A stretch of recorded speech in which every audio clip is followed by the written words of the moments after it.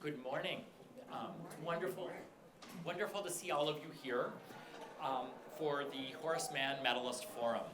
My name is Thomas A. Lewis. I serve as the Dean of the Graduate School. I am also a professor of religious studies here at Brown.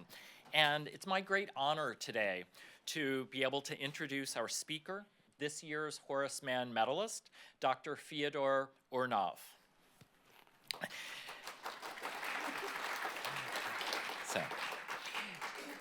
The Horace Mann Medal is awarded once a year to a distinguished alum of the Brown University Graduate School.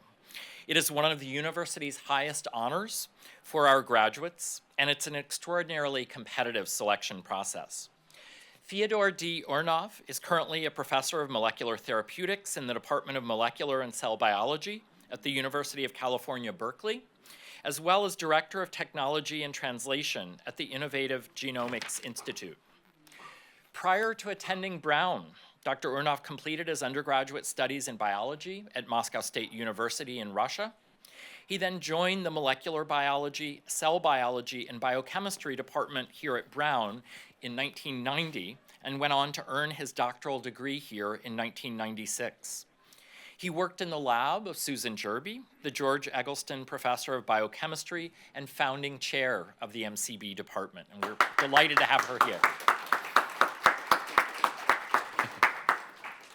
In 2005, as a senior scientist and team leader at Sangamo Biosciences, Urnov spearheaded a pivotal study showcasing the efficacy of zinc finger nucleases, or ZFNs, to precisely target a disease-causing sequence in the genome and to correct it. The study was published in the journal Nature, and the field of therapeutic genome editing, which Dr. Urnov co-named, was thus born. The paper marked the inaugural instance of mutation correction in human cells. The study demonstrated remarkably efficient repair, that is editing, of a mutated gene linked to severe combined immune deficiency, underscoring the potential of gene editing technology in addressing genetic disorders, potential that has recently started to be realized.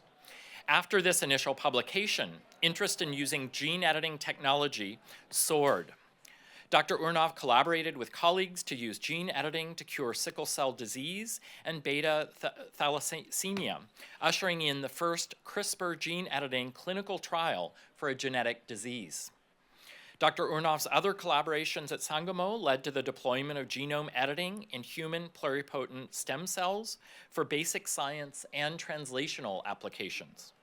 Examples include in vivo therapeutics for Huntington's disease and Alzheimer's dementia.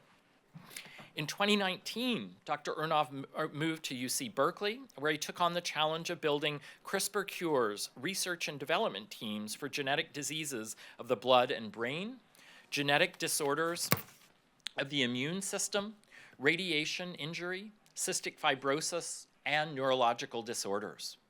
Dr. Urnov's work currently focuses on developing scalable, affordable platforms to engineer gene editing cures on demand for severe disorders of childhood.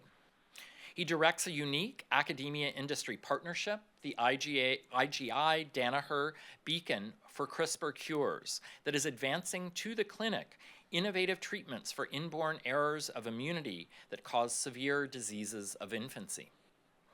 Dr. Urnov has authored more than 100 scientific publications and is an inventor on 87 published patents related to genome editing and targeted gene regulation technology.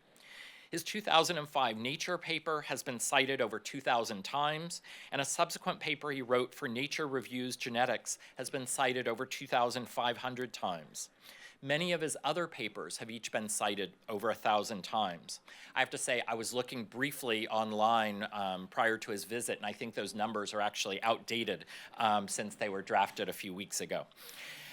In 2014, he was named as one of the world's most influential scientific minds by Thomson Reuters and received a Fellows Award for Research Excellence from the National Institutes of Health.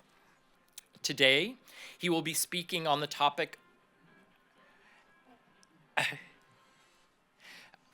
Today, he will be speaking on the topic of healing DNA editing human genes in medical practice. And so he will deliver his remarks, and then we'll have some time for discussion as well. So please join me in welcoming Dr. Urnov.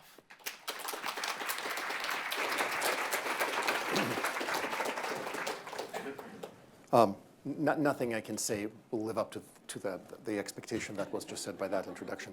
I will say, though, that I give a lot of talks, but speaking in front of a group of people who are my extended family, and they're all in the front row and in the audience, transcends any words that I know in any language that I speak.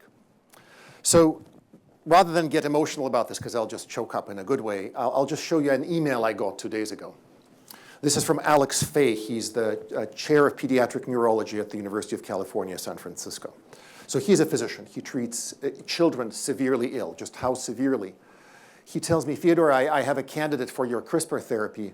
It's an 11-year-old Afghani girl. Pointer? There we go. Pointer? No pointer? Small pointer. OK.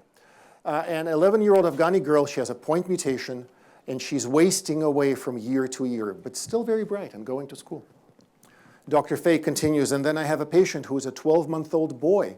He has a genetic mutation, and the episodes of disease are so severe, they require CPR by his parents. So think about being the parents of a 12-month-old child who requires CPR by his parents. I can provide more details, writes Dr. Fay to me. So why is a pediatric neurologist at UCSF writing to a professor at UC Berkeley, where we don't even have a medical school? Here's why. I had the extraordinary fortune of finding myself in the mid-2000s in an extraordinary constellation of scientists like myself. We're building on 30 years of precedent, which I will honor in a second. We did, in fact, develop a technique called human genome editing. We named it, and if there's one image from my entire talk that I'd like to stay with you, it's actually the one right here. It's genome editing is basically word processing for your DNA. And there are approved medicines based on that technique. So you have a computer keyboard, except instead of the letters of the English alphabet or whatever other alphabet you use, they're just the 4 letters that comprise the language of DNA. And I'm about to tell you that we have the equivalent of a mouse, where we can click on a piece of genetic text and then type in new information inside living cells of living people, and that's being done. And there are approved medicines for it. So let me just honor my colleagues at Sangamo, without whom this would have never happened, but also to say, that's why I got this email. But the bigger reason is, since we did this work, a scientist at UC Berkeley did for gene editing what Spotify did for music. Many of us remember LPs. I flew to Brown with my Beatles LP collection. The people who are younger than me in the audience don't know what I'm talking about. They have the world's entire music right here on this little device. So the scientist who did that to gene editing is shown here. Her name is Jennifer Doudna. She's a professor at UC Berkeley. And in just a few minutes, I will explain to you what she won the Nobel Prize for. She invented genome editing using CRISPR. And those of you in college or high school or grad school who are being forced to memorize what CRISPR stands for, clustered, regularly interspaced, short, palindromic repeats, I give you permission to forget it.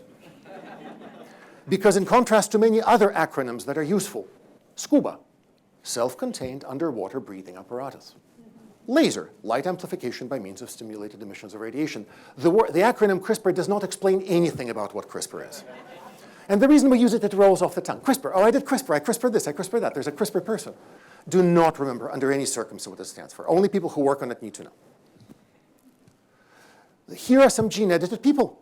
Rob Stein has done some magnificent reporting for NPR. There are both interviews with him and gorgeous writing. So if you just type Rob Stein, CRISPR, you will hear stories about people who have been gene-edited for their cancer, for their blindness, for their degenerative disease.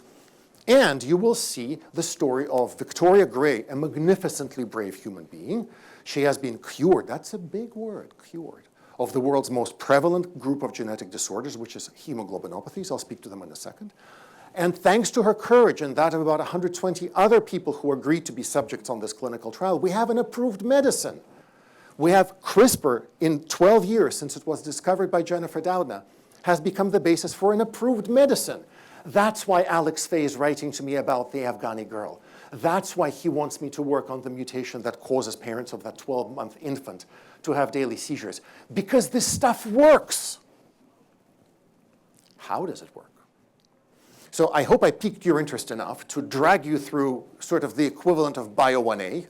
I promise to not make Bio 1A too gory. And I realize the fact that I have a number of faculty in this room from whom I learned biology. So I apologize to them. So this is it's a tough crowd to like, when your thesis advisor from whom you learn science is listening to you, you better do a good job. All right, I need to introduce you to you. This is 4 letters of your genetic code. The DNA language, of course, is A, G, C, and T. There are 2 strands of DNA that come together, and please remember this. The strands come together according to rules. If on one strand there's the letter T, on the other strand there will be the letter A.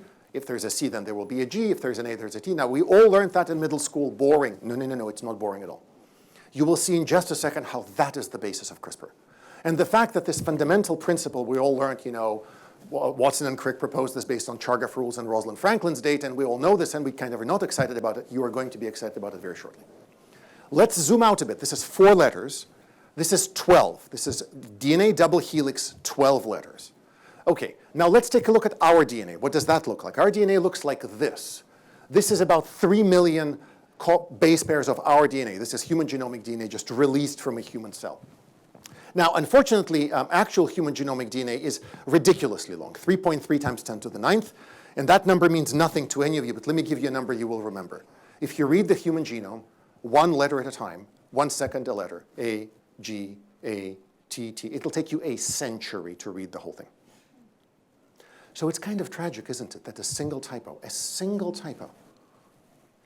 let's say here, can cause that Afghani girl to waste and have her cerebellum fall apart, or can cause a different typo in a different place, can cause a 12-month-old infant to have episodes of seizures that CPR is required by his parents.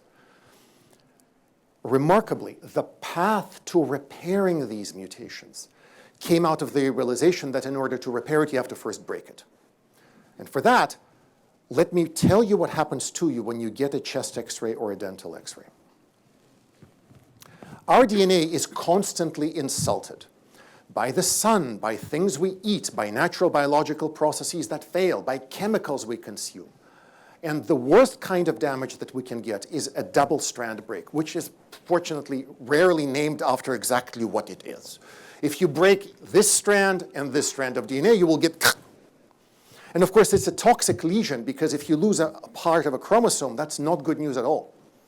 So Mother Nature has spent 3 billion years at least evolving mechanisms to heal the breaks. So next time you get a chest X-ray, know that there are thousands of these breaks in each one of the cells that is being irradiated. And yet you walk out and go, la, la, la, what a wonderful morning.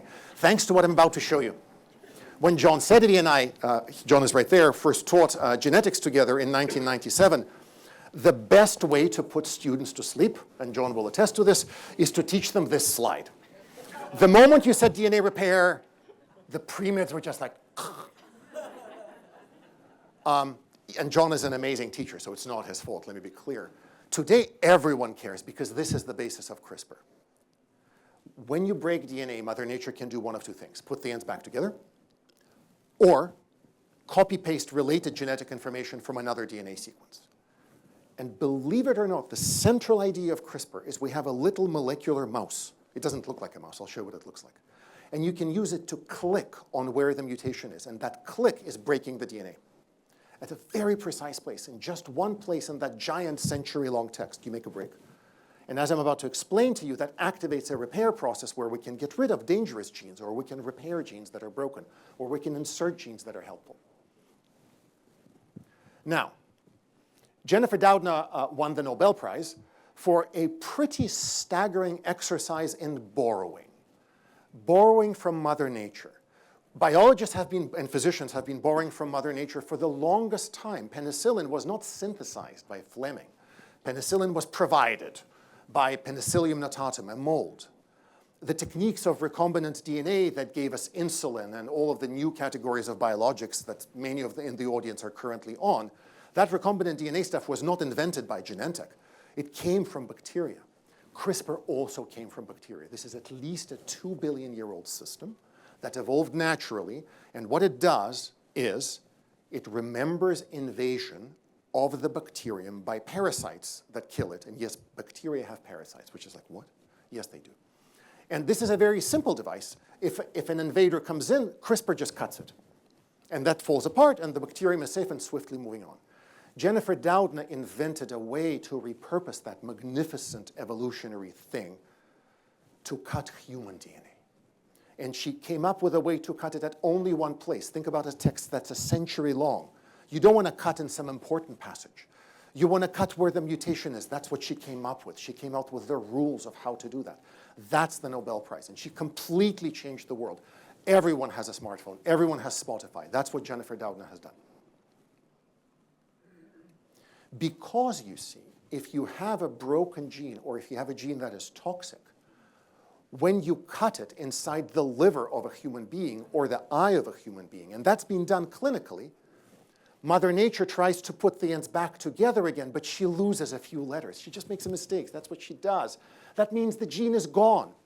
And that's been done to 300 people to get rid of toxic genes that are poisoning their nervous system, their muscles, or preventing them from being able to see normally. That's been clinically done. Separately, and this is who they are, the other type of biological process, plus a whole bunch of innovation that other people came up with, including David Liu at the Broad Institute, has become the basis for clinical trials for hemophilia, cancer, and heart disease, and soon we're going to be doing a trial for Alzheimer's. There, the goal is either to get rid of a gene in a more subtle way or repair a mutation that causes a severe genetic disease. Two levels of collaboration with nature here. CRISPR got borrowed from bacteria. It's a natural bacterial defense system. Jennifer Doudna invented a way to repurpose it. And then double-strand break repair, which again, I first learned from John Sedevy, who's right there, is a field with a 55, 60-year history. The scientists who developed gene editing stood on the shoulders of those giants and said, aha, we know how to repurpose this process and this process for clinical use. So now, the second most important image from today. I will teach you how to CRISPR. No, I'm not being, this is not like, this is not like some, Bob Ross, the joy of painting. I will really teach you how to CRISPR. Step one, find a target in your DNA. Like, you need the DNA sequence. And remember, if you take a Q-tip and swab your mouth and give it to John Sedevy or any of the other Brown MCB faculty, you can get your DNA on a server in 72 hours for $1,000. So sequencing the DNA is completely technically trivial. You then take CRISPR. Now, there's a technical term for CRISPR, which is Cas9, which is CRISPR-associated gene number 9. You don't need to know that. As I'm about to explain to you, CRISPR is a two-component system. There's the cutter, and then there's the router, the thing that directs the cutter. And remarkably, and in a beautiful consonance with an ancient theme in biology, Susan Jerby, my thesis mentor, inspired me to love ribosomes. And they make proteins in our cells. But it's not just a protein. It's a protein complex with an RNA, a ribonucleic acid. Telomeres, the ends of our chromosomes, get protected from shortening by a different kind of enzyme called telomerase. It's a component of a protein and an RNA. Your genes are interrupted by long stretches of nonsense. When that makes into mRNA, that nonsense gets removed by yet a third machine called the spliceosome, yet again an RNA protein complex. So is CRISPR. It's a protein bound to an RNA. The RNA directs CRISPR to where to cut, and then the protein does the cutting. And now, how to CRISPR. Step one. Find the place you want to deal with. Step two. Find a stretch of exactly 20 letters surrounding the place where you need to do your thing. Fix a mutation, get rid of a gene. Step three. Order a nucleic acid. It costs $100, and it takes 36 hours to arrive in a lab at Brown or in a lab at Berkeley. There are multiple companies that will gladly make it for you on demand. And that nucleic acid, an RNA, has to have a match to the bit you want to gene edit. How do you design the match? Remember, A equals T, and C equals G, and T equals A, and G equals C? Folks, you designed the CRISPR, and this is the Nobel Prize-winning discovery, using rules of DNA or DNA-RNA pairing that we all learned in middle school. And we never thought would be deeply relevant, except here we are. You program a gene editor by giving it a tiny snippet of a trivially synthesizable nucleic acids that matches just 20 letters in your gene target. And 20 letters is enough to find a unique stretch in the human genome. You know, if you had the entire oeuvre of Shakespeare and you looked for the word to be, the words, you know, good luck, to be is everywhere. However, to be or not to be, that is the question. Whether it is nobler in the mind, etc., is unique in the works of Shakespeare. It's Hamlet's famous soliloquy, right? By the same token, whoa, did it just advance by itself? Come back. By the same token, a 20 nucleotide stretch is enough to find a single place. And once the nucleic acid routes the cutter to where the cutting needs to happen, it cuts. It has had 3 billion years to learn how to do that. And the best part, and then it leaves. Then either scientists or Mother Nature take over to either fix a gene or get rid of it. That's it. That's all, literally all there is to it. This is why this is such a revolution. I can explain this to my younger daughter who is 8. In fact, I've explained it to my younger daughter who is 8. You will say to me, this cannot be that simple. Trust me. When everyone working in this field read Jennifer Doudna's paper from 2012, we went, there's no way this can be this simple. This is middle school stuff, and yet it is. That's why CRISPR is so ubiquitous. That is why it's been so pervasive in the clinic. That's why every molecular biology lab at Brown or anywhere else is using CRISPR on a daily basis. It is that simple. Okay. Time for human disease, which was the topic of today, as I promised. I mean, there's no way to say it except to say it. I had the insane good fortune of developing the gene editing strategy that was used to treat Victoria Gray right there. And so I guess I have the opportunity to speak about my own origins because by good fortune, I developed the way that this works, specifically for sickle cell disease. And this started for me in Susan Jerby's lab. And you know, Susan is the closest I have to a third parent, so it's very hard to speak about a third parent. You're going to speak at very great length. The one thing I will say about Susan is I have graduate students of my own, I have postdocs, I have undergraduates, and every interaction I have with them, I think about the way Susan trained me. That's just absolutely true. She has set a lifetime of inspiration and lessons, and like, how would Susan deal with this situation? I do that daily, and I thank you. It's been amazing. The other thing that Susan did is she inspired me to fall in love with this little critter. And this little critter is a fly. Yes, geneticists and their flies. It's been a thing for quite some time. And what I actually fell in love with was the fly's chromosomes. And it's not even the fly's chromosomes. The insect, as many insects, goes through metamorphosis. Larva, you know, the very hungry caterpillar, right? Larva, pupa, fly. Larvae look like this. They're actually relatively small. You can see them under a microscope. They're kind of cute. They crawl around and they eat. And for fascinating reasons that I teach about that would take an entire lecture, Susan can give this lecture better than I can, their chromosomes are huge. So if this is a fly chromosome from a larva, then a human chromosome would be smaller than this. And so you can see them under a microscope. And Heidi Smith, who was right there, taught me how to do all of this, how to work with these larvae, how to pull out their chromosomes, how to look at them. And I just fell in love with them. They're so beautiful. You'll say, my friend, this looks like a weird sausage. I know, I find it beautiful. I don't know, there's something about it. Attraction is hard to explain. So the biological problem that Jerby Lab inspired me towards is how our DNA turns on and off to do the various things it does. People have 120 years history of using the fruit fly to study that, and so studying that in flies was very interesting to me. And the big biological problem I was fascinated by at the time, and in some sense to this day, and that took me to the sickle cure, is how specific stretches of DNA that are on and off switches for genes, they have strange names, promoter, enhancer. You think of promoter as somebody who advertises an artist. An enhancer is something you buy at a store to run faster. We have repurposed that human language. Promoters and enhancers are little on and off switches in our DNA that turn genes on and off. I could give you, in fact, I have given many lectures about this, but it's, you would fall asleep. But I do want to say one remarkable thing, talk about serendipity and unpredictability. Thanks to Heidi's and Chun's mentorship and the amazing people of the Jerby Lab, I spent a staggeringly wonderful 6 years learning how to study this biological phenomenon in this beautiful little fly. And I'm going to show you some images that will mean absolutely nothing to the non-scientist, but the scientists will go, oh yeah, data. So I spent a wonderful, wonderful 6 years generating data, studying this process. And again, for you, this looks like smears on something murky.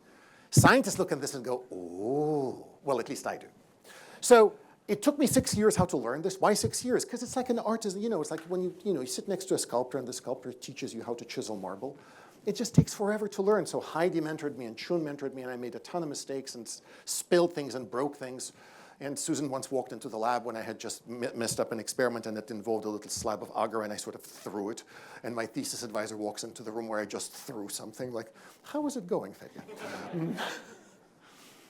So the other thing that happened to me, and I don't know if Ken Miller is here, those of you who have had the honor of studying with Professor Miller know that Horace Mann, after whom the medal is named, who was a prominent educator in the 19th century, who advocated that education must be fair, that it must be taught according to the principles of civilized, enlightened society, and must be given by the best teachers imaginable. I give you Brown's own Ken Miller.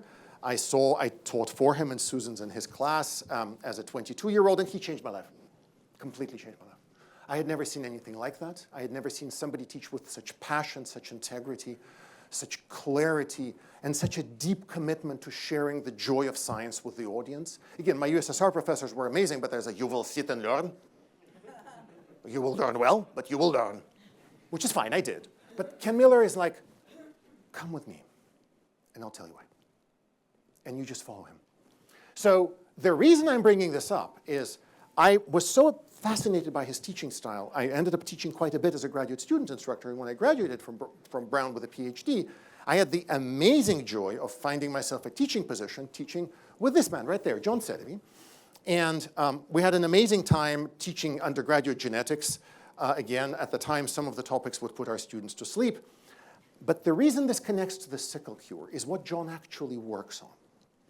John, in fact, is an early pioneer of genetic engineering of human cells. He chiseled his way through this biological problem through some really hard experimentalist times. But I not only saw him teach this, I was reading his papers, and John also gave me a copy of his book, which I have to this day. And I won't lie to you, I'd never thought about genetic engineering until then. It just wasn't part of my life. And I kept thinking about what John was saying and the mechanics and like the bits and pieces, and in some stretch of my mental shelf, there was like a space for all of that, where like there was an object, and I had it going,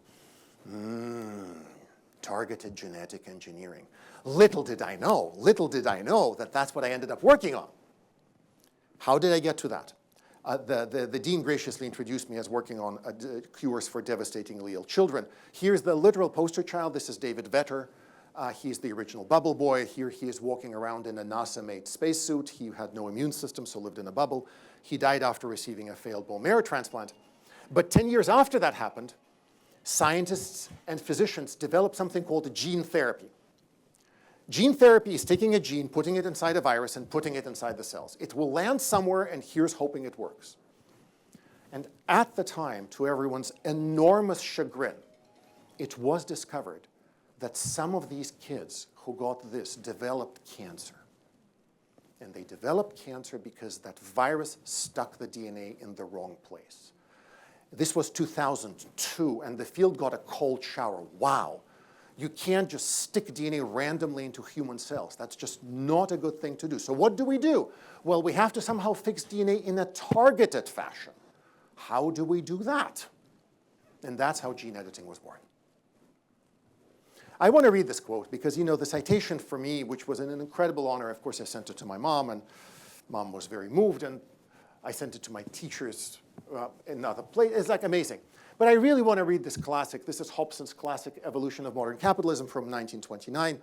And Hobson makes a very important point about who, No, one of the inventions, he writes, which were greatest in their effect, and he talks about the Industrial Revolution, the Jenny, the water frame, the mule, the power loom, was in the main attributable to the effort of ability of a single man. Each represented the addition of many successive increments of discovery. So while it's humbling for me to stand before you and accept an award honoring me for having co-named genome editing, which I did, and having co-invented the toolbox of clinical human genome editing, which I did, and discovered the cure for sickle, which I did, none of this would have happened, even vaguely, without an extraordinary effort over 50 years by a stunning constellation of scientists and physicians, and I would just want to honor them. Now, over the next 5 minutes, you will see a whole bunch of photographs, and you will hear a whole bunch of names. And my only point in doing this is not to have you remember the names, but just gain an appreciation that our vision of, Sir Isaac Newton sitting in Trinity College, sticking a knife in his eye and seeing the light prism, or Gregor Mendel in Brno there with his peas lovingly doing the crosses, discovering the laws of heredity. I mean, that's a cute image, the lone scientist bravely marching up Mount Unknown. Nah, I'm sorry, that's not how it works. That's not how it works. Everybody stands on the shoulders of giants, as did we. Okay, so the story begins from Susan. I was inspired to hashtag women in STEM because Susan was a leader in women in cell biology. And I do want to point out that the scientist who founded my field, Maria Jason, is a woman scientist, and the scientist who made the most important discovery in my field, Emmanuelle Charpentier and Jennifer Doudna, are women. So my field was born, given a walk into life by women scientists, and my thesis advisor is a woman. So hashtag women in STEM is very much a profound passion of my life. A bunch of amazing scientists starting in the late 1970s working with yeast and mice. This is partly what John Sedevy's book is about. And then human cells slowly started approaching the concept that if you make a break, you may be able to change DNA on demand. And that's where we showed up, at a small biotech company in Point Richmond, California, called Sangamo Therapeutics. And my colleagues, I call us the Four Musketeers because we're completely different, like Athos, Porthos, Aramis, and D'Artagnan. The current generation has no idea who those are, so I typically say Avengers. We're sort of basically characters with non-overlapping superpowers. My superpower was working with DNA, which I learned in Susan's lab, as I'm about to explain. So we started with the fact that there are kids in France developing cancer from gene therapy. And yes, over the next 7 years, we named gene editing. We developed a way to use double-strand break with first-generation gene editors to repair point mutations that cause this disease. The dean graciously mentioned a review that we wrote in 2010, so 2 years before CRISPR was discovered, broadly pointing out how good the technology is. But the other thing that happened is we actually took it to the clinic. So this is the first human being gene edited for their HIV, and this is the first human being edited for their lysosomal storage disease. So we were sort of trudging through the darkness in the sense that this was before the golden age of today, where so many of the Rumsfeldian known unknowns are solved. So, the word pioneers is misused, but yes, I guess that's who we were. We were pioneers, but I wasn't alone. I was not alone. Mike and Philip and I were sitting in our office, and Nature said, what do you want to call this thing? And we're like, we don't know. And my dad's a book editor, and I said, how about genome editing? And Mike said, yeah, okay. Philip said, well, maybe genome modification, no. And we literally just sat there. It's not like there was some giant school of Athens where Aristotle sat next to Archimedes. We just made it up. And then we got it to work. I will point out, in terms of the technical connection and where things come from, one of the most moving moments for me in that story is when we were working to repair the point mutation that causes bubble boy disease. So remember, this is just 0.3% of your DNA, and here are your chromosomes. And what we needed to develop is we needed a way to take one letter in that century-long text, one letter, and change it from an A to a G, because that's the mutation that killed David Vedder. We got that to work. We figured out how to do that. And Mike knew how to work with cells, which we did their repair in. And what did I know how to do? I knew how to work with DNA. I love DNA. I still do. It's my first love in science, and still to this day is. And so this, again, to the scientists in this room, this goes boring. Yes, we've seen it a billion times. The non-scientists are like, we have no idea what that is. And I can tell you what that is. This is the sum total of me having spent 6 years in the Derby lab learning how to work with DNA. And if you had told me back at Brown in 1996 that 9 years from then there would be a Nature paper with me as first author on the cover of Nature, where I would put to use all of those skills verbatim, I just took them out like an arrow, like the elf from Lord of the Rings. He takes out the arrow and he shoots. That was me. I had that toolbox thanks to my training in Susan's lab. Remarkable. So we got editing to work of human genes. And then there was this explosion of editing that started to happen. We got editing to work in stem cells, and fish, and corn, and mice, and butterflies, and rats, and worms, and frogs, and rabbits, and pigs. And this was all basically by 2011. And there we were listening to music on LPs. I mean, it was great. But we had to take the LP out of the envelope, stick it on the turntable, lift the thing, drop the thing, and then when the music was done on side one, flip the thing. And then Jennifer Doudna invented CRISPR. And CRISPR took us from the age of LPs to the age of Spotify.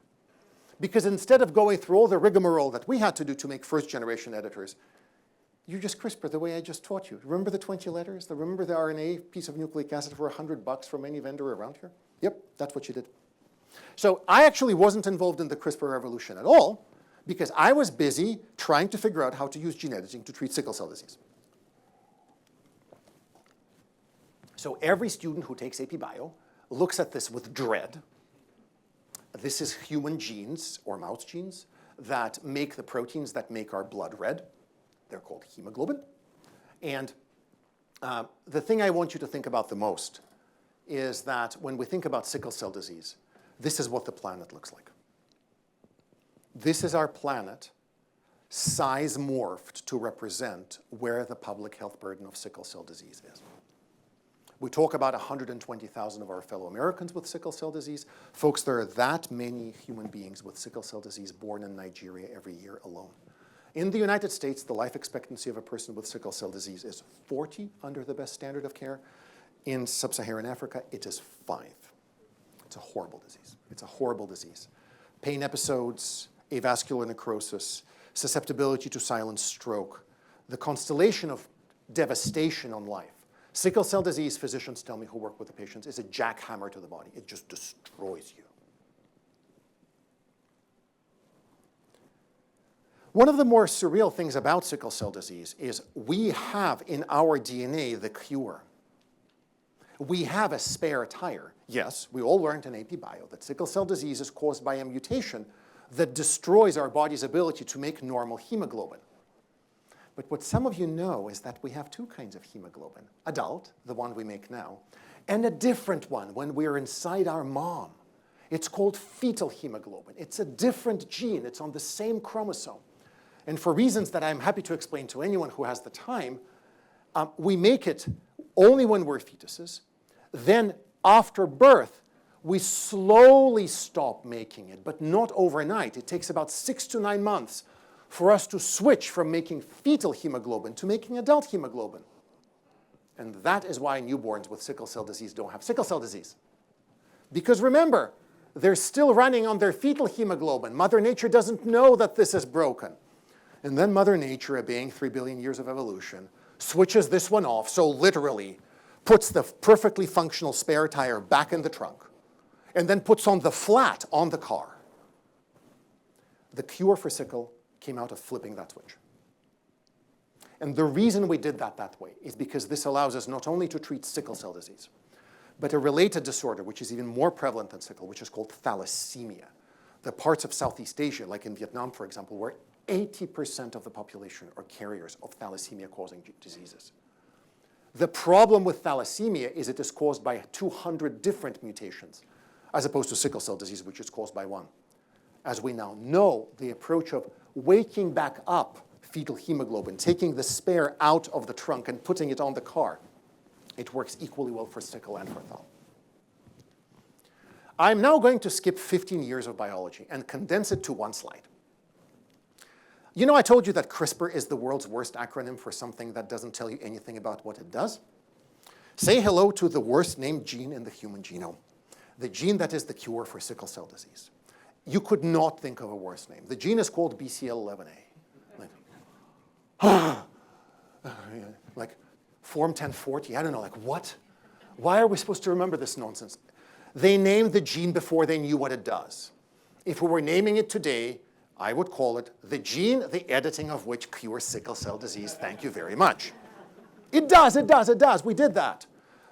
But we didn't know it when we named it. Sorry. So students forever will be remembering clustered regular interspaced short palindromic repeats and BCL11A. What does BCL11A do? It shuts down fetal hemoglobin when we're born. it turns out that there are rare individuals who don't make enough of this thing. And guess what they have? They have high fetal hemoglobin. They walk around as adults, but there's fetal hemoglobin in their bloodstream. Why am I telling you this? Because it turns out that if you have genetically sickle cell disease, and this mutation that lowers this thing and elevates fetal hemoglobin, so you're a double mutant, you don't have sickle cell disease. Because Mother Nature takes out the spare tire and goes, yeah, this is fine, let's go, let's drive. So the principle of the cure is to give people with sickle cell disease that protective mutation. So the phenomenon I just described is relatively rare, these double mutants. Now we're making a lot more of these double mutants using CRISPR. So, you know I told you about enhancers and promoters and how I was fascinated by them in Susan's lab? In 2011, when I was leading the group at Sangamo that did this work, I had the amazing honor of collaborating with Stu Orkin, who is a physician scientist at the Dana-Farber and Children's Boston. He just won the Shaw Prize, and it's an incredible honor for me that there's a quote from him about little me in the press release about the Mann medal. He suggested we figure out a way to gene edit BCL11A to treat sickle cell disease. 100% of the credit to him. But he's not an editor. He's a physician scientist studying other things. We were the editors. He gave the problem to us. So an amazing team at Sangamo and at the University of Washington then came together to solve the following problem. One more time. Very long human genome, very many chromosomes, very long chromosome number 2. Somewhere there is this gene called BCL11A, boring but very important. We have to turn it off. That's what we have to do. How do we do that? I'll skip the story, much as I'd like to talk about it. Except to say that, I think this was probably the greatest moment of my professional life when we got this result that you can make just one tiny double-strand break in this gene and we get high fetal globin. And I should also honor at this point my postdoctoral mentor, the late, great Alan Wolf. I did a postdoc with him after I graduated from Brown. Alan was probably the most, in terms of CPU speed, like clock speed, the fastest human being I've ever met. I'm not alone in this opinion. This photograph reminds me of how I felt whenever I showed him my data. He died in 2001, and there are many, many, many days when I say I wish Alan were here. But no day hit me harder than the day when we found this. Because I learned more about dissecting enhancers in Alan's lab. And lo and behold, if you open the New England Journal of Medicine paper that talks about the CRISPR cure for sickle, there it is. That's what they're editing. They're editing this GATA thing. I don't want to belabor the details, but just to say, I actually met Victoria Gray. I didn't say who I am. I just said, thank you very much. It's such an honor to meet you. I cannot tell you what it feels like to see a human being who got gene edited using an approach you and team put together. There is no description. There's no description. It's neither pride nor joy nor either. That's how I felt. That's how I felt. And motivated to continue.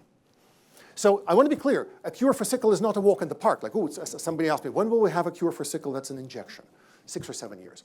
Right now, Victoria Gray and other patients have to come to the hospital, get treated with a chemical. Their blood stem cells are harvested.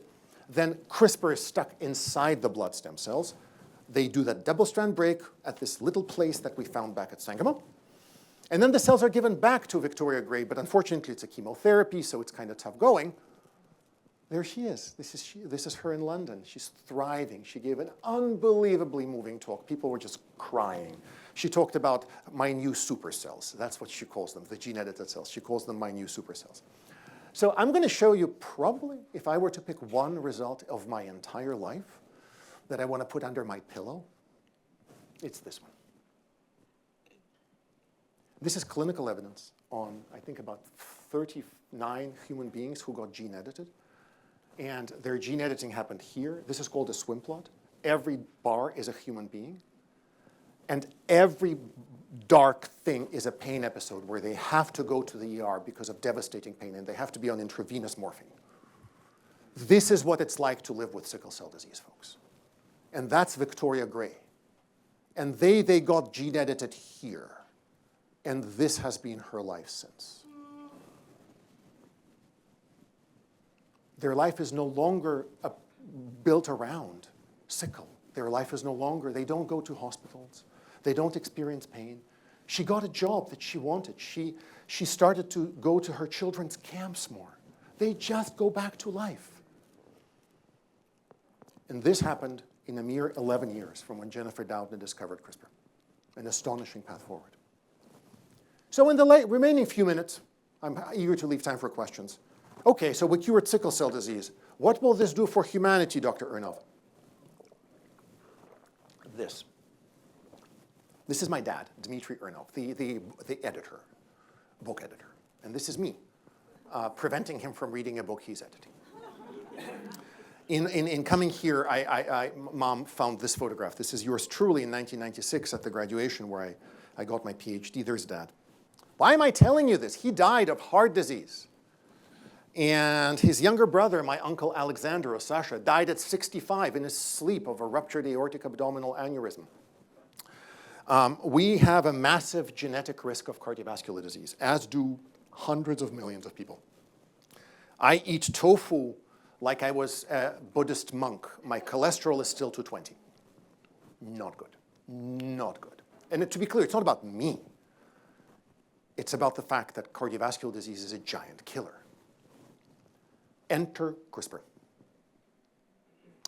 If you have the time, I encourage you to read a recent New York Times piece by Gina Kalata about a biotech company called Verve. What is Verve doing? Verve is building a genetic vaccine for cardiovascular disease that is CRISPR-based. Many of you take statins. The vision is that CRISPR will replace statins. That somebody like me, at strong genetic risk for cardiovascular disease, would get one injection and would get CRISPRed in their liver to give them a massively cardiovascular disease protective genetic variant.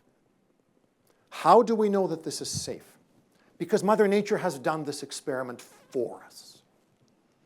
There are human beings whose overall risk of cardiovascular disease is 90% lower than the average population. And their cholesterol, I'm hoping you're sitting down, their cholesterol is 50, no matter what they eat. I'll take the third croissant, please. Oh. Now what? We can make it by CRISPR. That's the amazing thing. In the age of CRISPR, you can make mutations on demand, and they've done that. Guess how they did that? Just guess how they did that. They did that the same way that the Pfizer and Moderna SARS-CoV-2 vaccines work. It's an injection of something called a lipid nanoparticle, carrying something called a messenger RNA. You're like, yeah, It's the same technology. We know that Pfizer and Moderna made 3.4 billion doses of mRNA lipid for SARS-CoV-2. Now you just take out the virus messenger RNA and stick inside CRISPR messenger RNA. And yes, you've made 3 billion doses of CRISPR for heart disease. I'm not joking. This is completely real. They've made CRISPR into a lipid nanoparticle, injected it into the circulation of people with severe genetic risk for cardiovascular disease. The CRISPR lingers in their body for 72 hours. Remember, once it cuts the DNA, it can go. The change is done. I realize that you think of this as lines on a screen, but let me tell you what lines. This is clinical data. There's more now, but they haven't released it. This is when they get injected with CRISPR. This is obviously 180 days post-injection. And this is how much CRISPR they got. The person who got the most CRISPR and is out the longest has had a 60% reduction in their serum cholesterol. One injection, one shot. The CRISPR itself lingers in the bloodstream for this long. The low cholesterol, the plan is lifetime. So this will be a medicine for cardiovascular disease. It will probably be sold by Lilly. And I have a classmate, there's Charlie Harris, whom we were classmates at Brown, working at Lilly. I hope you get to do the trial for this. I really do. But what about the Afghani girl? Oh, by the way, there will be CRISPR for neurologic disease for sure. There will be CRISPR for pain. There is CRISPR for cancer. But my focus from basically day one has been on that Afghani girl or that 12-month-old kid, right? That is my focus. That is my focus. I don't work at pharma. I work at UC Berkeley. You know, I don't want to be negative Nancy. I want to be Nancy realist. Things are not good. This is because first-generation genetic medicines for these diseases have proven devastatingly difficult to commercialize, even if they are priced at $4 million per patient, and I'm not making this up. If you want to read about this, there's a devastating story on CNN about a genetic therapy for a severe disease of infancy that UCLA developed, cured 50 children, gave to a for-profit biotech. They couldn't find a way to commercialize it. Spent 4 years sitting on it. Children were dying. And this, I'm not being, you know, Alexandria Ocasio-Cortez, although I wish I were. This really happened.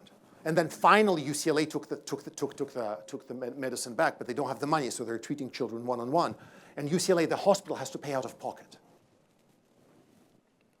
You don't have to go back to 2023. I hope you saw the story of this child who now can see thanks to CRISPR.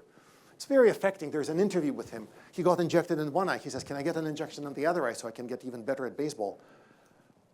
Folks, I'm not being you know, negative Nancy again, but the biotech company that developed this thing dropped the program. You know why? There are only 300 patients with it in the United States. Not commercially interesting. I'm sorry, what?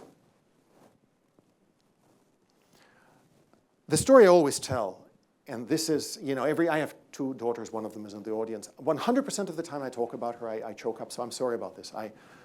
So this is Carly Koch. I learned about her in the New York Times. She has a devastating disorder of the immune system, which will kill her. And there she is, you know, deciding with her mom who's going to get her toys after her funeral. And this is her wish list for what she wants to have happen to her when she dies, what the friends will be. And this is what she once read, and I will show you what she once read. She wants Proverbs 3:5-6. So what's going on? This is Proverbs 3:5-6. She goes, trust in the Lord with all your heart and lean not on your own understanding. I can't read this without crying. In all your ways submit to him, and he will make your path straight. So this is sort of in Deo Speramus, right, like the brown note. We can cure her with one CRISPR. I know how to do this. There are 5,000 other people who know how to do this. She has a specific point mutation in a specific gene. We know how to do that. There are no technical unknowns. 100% of the solution exists. It's just she's too rare. There are only 500 people like her on planet Earth. Nobody's going to work on that. Nobody. So all she has is pray. So I wrote a piece about this in the New York Times, in which I basically said, the invention of CRISPR gene editing gave us remarkable treatment powers, yet no one should do a victory lap. Scientists can rewrite a person's DNA on demand, but now what? Unless things change dramatically, the millions of people CRISPR could save will never benefit from it. We must and we can build a world for CRISPR for all. In the last couple of minutes, let me tell you what we've done. Together with Jennifer Doudna, we have convinced a Fortune 50 company, a company with a $160 billion market cap and 50 billion annual sales called Danaher, to give us a large gift out of the goodness of their heart to build the world's first factory for CRISPR cures that will be nonprofit. I want to be clear. We're in month 7 of a 4-year process. So if it works, I'd love to come back and tell you how it went. If it didn't work, I probably won't come back. I'll come back. Let me give you a specific. There is a devastating inborn error of immunity. It's even worse than bubble boy disease. It's called Artemis deficient severe combined immune deficiency. For horrific reasons of American history, it is prevalent in children of Navajo Nation. This is because of the long walk. And those of you who know American history know what I'm talking about. We cannot fly back and reverse that atrocity. But we can work towards building a medicine for Navajo children who are basically not prevalent enough to be commercially viable. What are we doing? Here's a specific. Physicians at UCSF built a gene therapy. So this is a gene inside a virus. And it works. But the company that is wishing to commercialize it will charge $3.2 million per child. Who exactly is paying for $3.2 million cures for Navajo children? Using Danaher's support, we brought together, again, the Avengers, a constellation of superheroes with non-overlapping superpowers. Physicians and physician scientists with every facet of relevant expertise to build a cure for this. And critically, and this is key, okay, great, we've saved the Navajo Nation children from one rare disease. There are 300 million people with such diseases. There are 5,000 such diseases. Have we made a difference? Yes, we can. We want to write a CRISPR Cures cookbook. We want to write a CRISPR Cures cookbook where it would explain to everyone, every physician, scientist, and physician in the world who wishes to do that, in their clinical center of excellence, how you do a CRISPR cure for a disease like this, or a disease of liver, or congenital blindness, or congenital muscle disease, and ultimately congenital cerebellar disease like that Afghani girl. And we want to put that CRISPR Cures cookbook into open access. And Danaher will allow us to do that, such that we can spread the cookbook to pediatric centers of care excellence, where they can basically take the cookbook and Control-C, Control-V. Ultimately, I know this sounds like socialized medicine. I think there should be socialized medicine for genetic disease and CRISPR. Ultimately, I think our nation can lead the world in establishing a network of academic nonprofit centers of clinical excellence where we make CRISPR on demand for severely ill children. And it is realistic to have that path take 3 to 6 months. I'm not joking. And for the out-the-door cost of the medicine to be $100,000. We're working on that. What have I told you today? Well, that the only reason I'm here is because of my mentors, the people who supported me through my journey. Art Landy, who's sitting in the front row, was instrumental, but he's a modest man. There are no photographs of Art Landy on the internet. There he is. And because of my colleagues at Sangamo. So they should be standing next to me receiving this award. I also told you that I used my training and the passion I inherited from my mentors at Brown to join Jennifer Doudna, who won the Nobel Prize for CRISPR gene editing, which is a cure for sickle cell disease and will be a cure for heart disease. And I'm excited to get that. As soon as that's approved, I would like me some CRISPR. I also told you about Carly Koch deciding who gets her toys after her funeral and praying to God, because that's her last hope. And that the fact that we can and must build a world with CRISPR for all. But this is not a closing sentence in a New York Times op-ed. I told you that we convinced a Fortune 50 company to fund a first ever of its kind effort to build a non-profit cookbook for CRISPR cures, and ultimately to have a setting where there are a national network of centers. I will close on my favorite line of poetry. It's the most simple and powerful way to explain why we're doing this. This is Amanda Gorman. She said this at President Biden's inauguration, and she said, quote, "We must merge mercy with might and might with right." Thank you.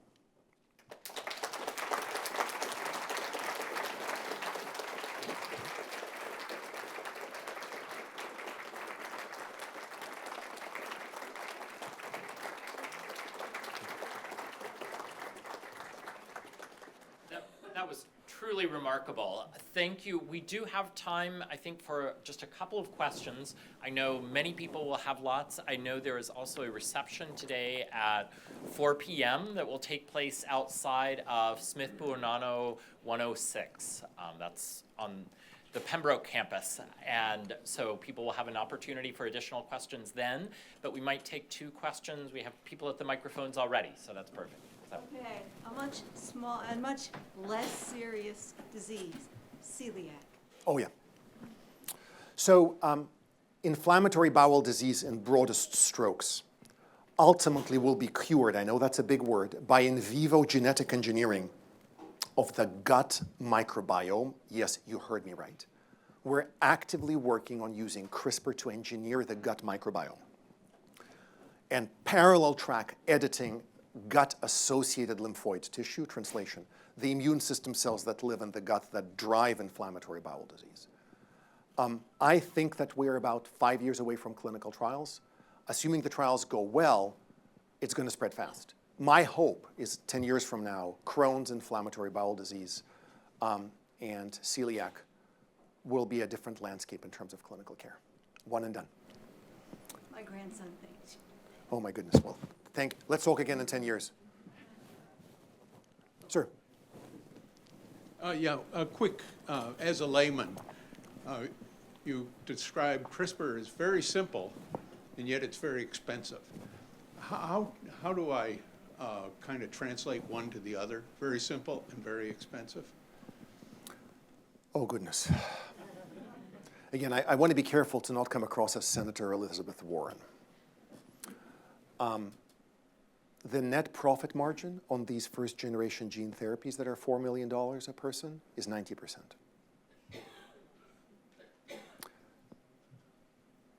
In the American healthcare system, vendors of such medicines know they can get away with it. There is no other reason. The cost of goods of an injected CRISPR, $10,000. So our vision is to put the CRISPR Cures cookbook out there to massively reduce the timeline and cost of developing a new CRISPR. Because once we drop that, there is no justifiable rationale to charge that kind of money. It's too simple. Again, if we needed to spend 10 years developing an unbelievably sophisticated medicine that takes the efforts of 200 people and 10 years, fair enough. CRISPR is not like that. It's not. It is, again, Nobel Prize-winningly simple. It should not cost that much. And that's what we're working to do. We're basically politely prying CRISPR out of, I don't want to sound like Charlton Heston, the cold dead hands, prying it out of pharma and putting it into the nonprofit sector. To be clear, pharma should do heart disease, pharma should do pulmonary disease, autoimmune, but the genetic ones, they're not going to do. And if they do it, they'll charge. We can't let that happen. Thank you. Thanks for the fascinating talk and for sharing your work. I also have a very layman question. CRISPR's applications are fantastic, but I was also curious about the status of the regulatory aspect of CRISPR at this point, or how would one think about that at all at this stage? I don't think I will ever forget speaking with a colleague who is not in the sciences, and I said, I don't know, man. We've had this weird conversation recently with the agency, and they're like, no, and this man interrupted me and said, do you mean the National Security Agency? I go, no, the FDA. There's only one agency. The Supreme Court is downright powerless compared to the FDA. 100% of what we do is 100% controlled by the FDA. Here's what I can offer. For the first time in my 22 years working in this field, the head of the relevant branch of the FDA has said, look, there are 3 billion letters in the human genome, so presumably that many mutations we can fix. I don't want to spend my life regulating 3 billion medicines. We should get out of the way. He just said that at the American Society for Cell and Gene Therapy. We stood up and applauded as a unison, like, yes, thank you, Dr. Marks. The regulators have never had a technology like CRISPR. They don't know what to do, where it's that simple and fast. They are catching up. Why are we starting with diseases of infants who die otherwise in a month? Because the benefit risk of developing a medicine in a more accelerated way is justified. We will do that over the next 5 or 6 years. Once the agency sees that this accelerated, affordable path is safe, we will expand. Nothing happens without the FDA. Sir? What hope can you offer my grandniece so she won't go blind from Usher syndrome with CRISPRs? Yeah. So, first let me be, the number one rule we learned in my field, when I first started, the chief medical officer of my company told me this, never give families false hope. Usher's disease was in the pipeline of that same company that developed the Leber's congenital blindness treatment. They dropped Usher's as well, not commercially viable. The good news, the eye is one of the most editable organs in the body. It's immunoprivileged, so the immune cells don't see it, and you can do an injection. I absolutely see the congenital blindnesses, including Usher's, as the central next wave. Again, never give families false hope. But does she have USH2A? Do you know which one? Is it Usher2A? Do you know which one? Type 1, I think. Type 1, great. Okay, so type 1 is one of the leading ones. again, no false hope. In the next 5 or 6 years, there will be a CRISPR trial again. Thank you. Of course. Thank you very much.